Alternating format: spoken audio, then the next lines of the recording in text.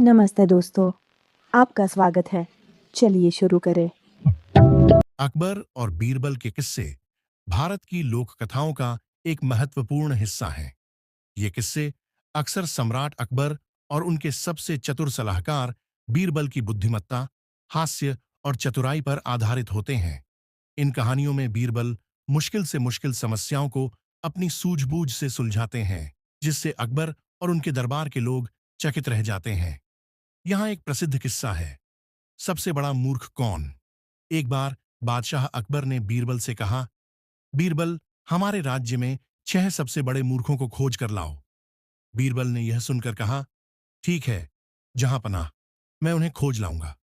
कुछ दिनों बाद बीरबल दरबार में एक आदमी के साथ लौटे, जिसने अपने सिर पर घास का गट्ठर रखा हुआ था और उसे दोनों हाथों से पकड़ रखा था।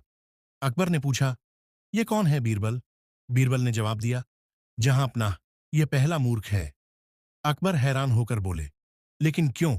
बीरबल ने समझाया, जहांपनाह, मैंने इससे पूछा कि इसने अपने सिर पर घास का गट्ठर क्यों रखा है।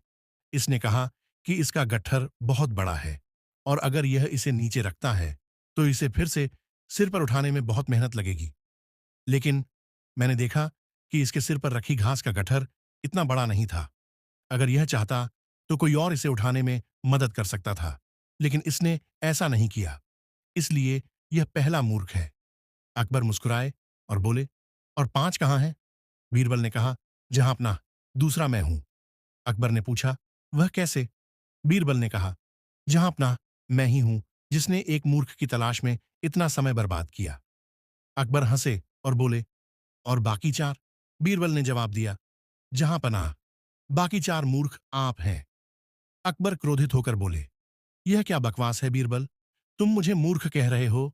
बीरबल ने काल्मली जवाब दिया, जहां पनाह, आप ही ने मुझे मूर्खों को खोजने के लिए भेजा था, जबकि आप जानते हैं कि मैं एक बुद्धिमान व्यक्ति हूं। यदि आप मुझे और कुछ दिन देंगे तो मुझे और भी मूर्ख मिल जाएंगे।